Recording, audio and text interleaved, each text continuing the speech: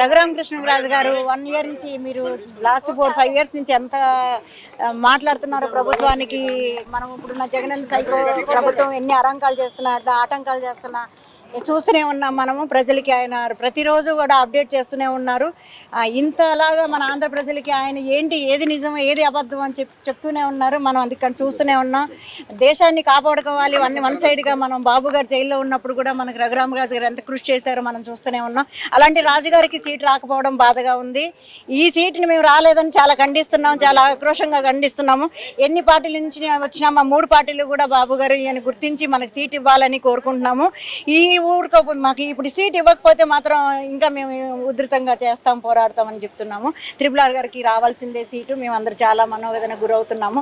ఇంత ఫ్రంట్ మీడియాలో ఉండి అతని బ్యాక్ ఉండి చేయలేదు, ఫ్రంట్ ఉండి ఎంత ఫైట్ చేశారు. అలాంటి రాజుగారికి సీట్ రాకపోవడం బాధగా ఉంది. వెనకాల వచ్చి కాండువాలు కప్పుకున్న వాళ్ళు ముందెళ్తున్నారు. రాజుగారికి ఇంత అలా ఉండి రాజుగారు ఇంత సపోర్ట్ చేసి తెలుగుదేశానికి బీజేపీకి కానీ వన్ సైడ్గా ఉండి మనం ఇంతలా కష్టపడి చేస్తున్నా కూడా మనకి ఇన్ని గుర్తించలేదంటే బాధగా ఉందండి. RRR గారికి సీట్ ఇవ్వాల్సిందే. మేమంతా వెనకుండి నడిపిస్తాం, మేము వెనకాల ఉండి చేస్తామండి. జై జై రాజు గారు. RRR గారు రఘురామకృష్ణరాజు గారు అంటే ఆంధ్రప్రదేశ్ కాదు తెలుగు రాష్ట్రాల్లో తెలియని వారు ఉండరు. ఆయనకి ప్రపంచ వ్యాప్తంగా తెలుగువారు ఎక్కడున్నా సరే ఆయన అభిమానులు ఉన్నారు. ఇర్రెస్పెక్టివ్ పార్టీస్తో సంబంధం లేకుండా ఈ రోజున ఆంధ్రప్రదేశ్ గురించి ఆయన గత 4.5 ఏళ్లుగా ఏ విధంగా పోరాటం చేశారో అందరికీ తెలుసు. ఎందుకంటే ఆయన ప్రాణాన్ని అడ్డం పెట్టి ప్రజల కోసం ఈ రోజున ఆయన గనక ఆయన ఎంపీ పదవితో చాలా సంతోషంగా ఉండొచ్చు. ఈ రోజున రాష్ట్రానికి జరుగుతున్న అన్యాయాన్ని ప్రశ్నించినందుకు ఆయన్ని అక్రమ అరెస్ట్ చేసి ఆయన్ని ఒక ఎంపీ అని కూడా చూడకుండా 3rd డిగ్రీ ప్రయోగించిన వ్యక్తి ముఖ్యమంత్రి జగన్మోహన్ రెడ్డి. ఇలాంటి జగన్మోహన్ రెడ్డిని క్వశ్చన్ చేసినందుకు ఈ రోజున RRR గారికి ఈ కూటమితో సంబంధం ఉన్నా కూడా ఈ రోజున ఎక్కడ ఆయనకి సీట్ రాకుండా జగన్మోహన్ రెడ్డి తన తొత్తుల ద్వారా చెంచాగిరి చేసి ఈరోజు కొంతమంది వ్యక్తుల ద్వారా బీజేపీ నుండి అడ్డుకోవడం జరుగుతుంది. దీన్ని తీవ్రంగా ఖండిస్తున్నాం. మేము పార్టీలు వేరైనా సరే ఏ పార్టీ అయినా సరే ఆయనకి అభిమానులు అనేది ఒక హద్దు ఉంటుంది. ఎవరికైనా సరే ఆయనకి మాత్రం హద్దు లేదు. ఎందుకంటే ఆయనకి అన్ని పార్టీల్లోనూ అన్ని కుల మతాలకు అతీతంగా అభిమానులు ఉన్నారు. ఈ రోజున RRR గారికి న్యాయం జరిగే వరకు ఈ పోరాటం ఆగదు. ఈ రోజున హైదరాబాద్ పెద్దమ్మ జూబ్లీహిల్స్లో పెద్దమ్మ గుడిలో ఆయన కోసం కొద్ది మందితో ప్రత్యేక పూజలు చేశాము. అలానే ఈ వీకెండ్లో ఆయన కోసం సంఘీభావ సభ ఒకటి హైదరాబాద్లో ప్లాన్ చేస్తున్నాము. దానికి మాత్రం చాలామంది వేలాది మందిగా వస్తారని ఆశిస్తున్నాము. ఎందుకంటే ఆయన ఒక పార్టీకి చెందిన వ్యక్తి కాదు. ఆయన ఏ పార్టీ అయినా సరే ఆయన రాష్ట్ర ప్రజల కోసం పోరాడిన వ్యక్తి. ఈ రోజున RRR గారి గురించి చెప్పాలి అంటే ఆయన ఒక మినీ సెక్రటరియేట్నే చేస్తున్నారు. జగన్మోహన్ రెడ్డి ఆయనకి సీట్ రాకుండా అడ్డుకుంటే రేపు రాబోయే ఎన్నికల్లో కూటమిని ఎలాగైనా ఓడించాలని దృఢ నిశ్చయంతో ఉన్నాడు. కాబట్టి ఆయన ఉంటే చీఫ్ ఎలక్షన్ కమిషనర్ కానీ లేదు అంటే కనుక డీజీపీకి కానీ లేదా సుప్రీంకోర్టు ద్వారా హైకోర్టు ద్వారా ఆయన జగన్మోహన్ రెడ్డి ఎన్ని ఇబ్బందులు పెడతాడో తెలుసు. ఆ భయంతోనే ఈ రోజున RRR గారికి తన చెంచాల ద్వారా టికెట్ రాకుండా అడ్డుకున్నాడు. ఇది తాత్కాలికమే. ఈ విజయం అనేది జగన్మోహన్ రెడ్డికి తాత్కాలిక విజయమే. ఇది RRR గారి పరాజయం కాదు. ఇది RRR గారికి కూడా ఒక ఉపశమనం, 2-3 రోజుల ఉపశమనం. రాబోయే 2-3 రోజుల్లో ఆయనకి ఏ పార్టీ టికెట్ ఇవ్వాలి అనేది బీజేపీ కానీ తెలుగుదేశం పార్టీ కానీ ఆయన ఎక్కడ అకామిడేట్ చేస్తే బాగుంటుంది అనేది అధినాయకులు చంద్రబాబు నాయుడు గారు కానీ బీజేపీ కానీ ఆలోచిస్తారని మేము అనుకుంటున్నాం. కాకపోతే ఈ రోజున మన ఆ రోజున RRR గారు కనుక గత 4.5 ఏళ్ళుగా పోరాటం చేయకపోతే ఈ రోజున మేమందరం ఇక్కడ బయట తిరిగే పరిస్థితి లేదు. ఆయన ప్రాణాలని అడ్డం పెట్టి ఆయన్ని ఎన్నో రకాలుగా మానసికంగా హింస పెట్టి 4.5 ఏళ్ళుగా హైదరాబాద్ నుండి కానీ ఢిల్లీ నుండి కానీ ఆయన పోరాటం చేశారు. సొంత ఊరికి వెళ్తే ఎక్కడ అక్రమ అరెస్టులు చేస్తారని, దొంగ కేసులు పెడతారని ఎన్నో రకాలుగా ఇప్పుడు ఆయన మీద కేసులు మొన్న ఎన్ని ఉన్నాయని డీజీపీని అడిగితే ఆయన సమాధానం చెప్పకుండా దాటవేసే పరిస్థితి వచ్చింది. ఆయన హైకోర్టులో పిల్లి వేసి ఎన్ని కేసులు ఉన్నాయని తీసుకుంటే కోర్టు ద్వారా తీసుకుంటే 12 అక్రమ కేసులు ఉన్నాయి. అంటే ఆయన మీద ఉన్నాయి కాకుండా ఇలా జగన్మోహన్ రెడ్డి ఆయన్ని ఎంత అణచివేయాలని చూసినా అది జగన్మోహన్ రెడ్డి నీ తరం కాదు కదా. రాబోయే ఎన్నికలు నీకు RRR గారు ఒక గుణపాఠం చెప్తారు.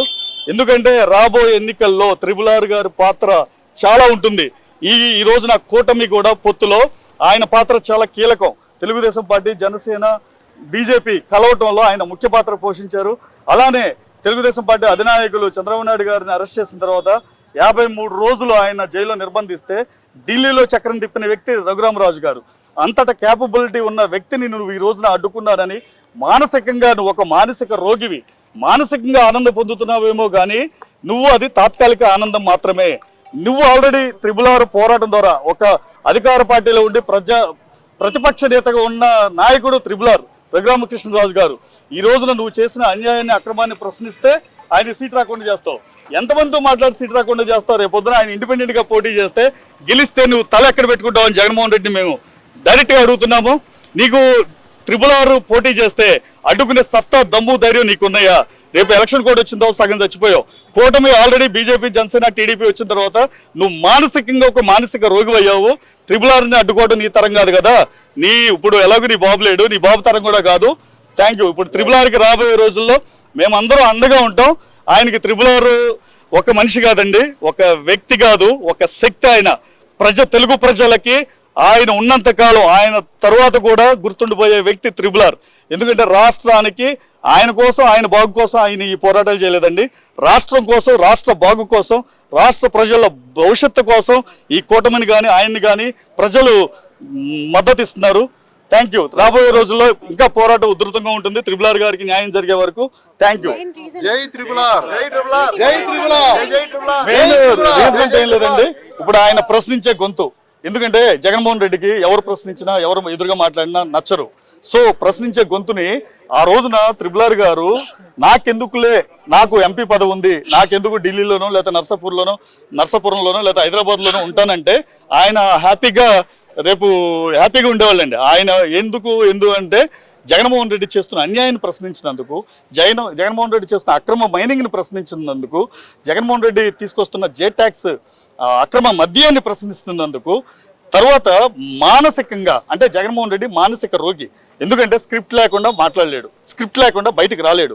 ఓకే, 20 కిలోమీటర్లకు కూడా తెనాలి వెళ్ళాలంటే హెలికాప్టర్ వాడుతున్న ఏకైక ముఖ్యమంత్రి జగన్మోహన్ రెడ్డి. ఎందుకంటే తనకి ఒక భయం, బయటికి రావాలంటే పరదాలు కావాలి, బయటికి రావాలంటే స్క్రిప్ట్ ఉండాలి, బయటికి రావాలంటే ఏ రోజన్నా మీరు చూసారా ఒక ఐఏఎస్తో కానీ ఒక ఐపీఎస్తో కానీ ఏ రోజన్నా సమీక్ష సమావేశం చేశాడా? చేయలేదు. ఏ రోజన్నా కోవిడ్ టైంలో 2 సంవత్సరాల కాలంలో ఏ రోజన్నా ప్రజల బాగోగుల గురించి మాట్లాడా? మాట్లాడలేదు. తనకి నిజంగా చెప్పాలంటే తనకి సబ్జెక్ట్ పరంగా వీక్. తను ఒక రాజకీయవేత్త కాదు, ఒక వ్యాపారవేత్త కాదు. ఒక వ్యాపారం చేసేవాళ్ళు ఎవరైనా సరే 0 నుండి స్టార్ట్ చేస్తారు, ₹1,00,000తో. తన తండ్రి అధికారాన్ని అడ్డం పెట్టుకుని 1,000 కోట్ల అవినీతి సామ్రాజ్యాన్ని నిర్మించుకొని ఫిట్ ప్రో ద్వారా తన తండ్రి అధికారాన్ని అడ్డం పెట్టుకుని 1,000 కోట్లు జగతి పబ్లికేషన్స్లోను, భారతీయ సిమెంట్లోను పెట్టుబడులు పెట్టుకుని నేను ఒక పెద్ద బిజినెస్ మ్యాన్ అంటే ఎవరు నమ్ముతారు? ఎలా చెప్తాం? తను ఒక రాజకీయ నాయకుడు అంటే ఎలా రాజకీయ నాయకుడు అవుతాడు? ఎందుకంటే డైరెక్ట్గా ప్రజల దగ్గరికి వచ్చి ప్రజా సమస్యలు తెలుసుకోలేని ఒక దౌర్భాగ్యుడు, ప్రజా సమస్యల గురించి మాట్లాడని ఒక మూగవాడు, ప్రజా సమస్యలు వినపడని ఒక చెవిటివాడు. ఇలాంటి వ్యక్తి రాష్ట్రానికి సీఎం అయ్యాడు అంటే ఆంధ్ర రాష్ట్ర ప్రజల దౌర్భాగ్యం, దుస్థితి. ఈ రోజున ఒక్క అవకాశం ఇచ్చి ప్రజలు నెత్తి నోరు కొట్టుకుంటున్నారు.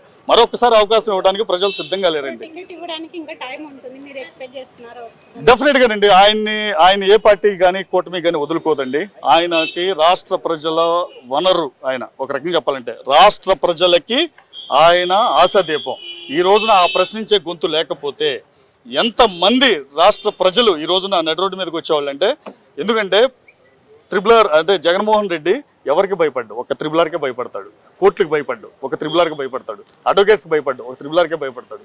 ఎందుకంటే జగన్మోహన్ రెడ్డి చేసే ప్రతి బొక్కకి సమాధానం త్రిపుల్ దగ్గర ఉంది. ఆ బొక్కల్ని బుచ్చుకోవడానికే సరిపోతుంది జగన్మోహన్ రెడ్డికి. అది సార్ ఇప్పుడు ఎట్లా అడ్డుకోబోతున్నారు సార్, మీరేం చెప్తారు? డెఫినెట్గానండి టీడీపీ అధినేతకి చేరే వరకు ఇది వెళ్తుంది. చంద్రబాబు నాయుడు గారు ఆయన వదులుకుంటారని అనుకోము. ఆయన ఒక రాజనీతిజ్ఞుడు, అపర చాణక్యుడు. డెఫినెట్ గా చంద్రబాబు నాయుడు గారు ఆయన్ని తీసుకుంటారు. ఆయన్ని ఎలా వాడుకోవాలో చంద్రబాబు నాయుడు గారికి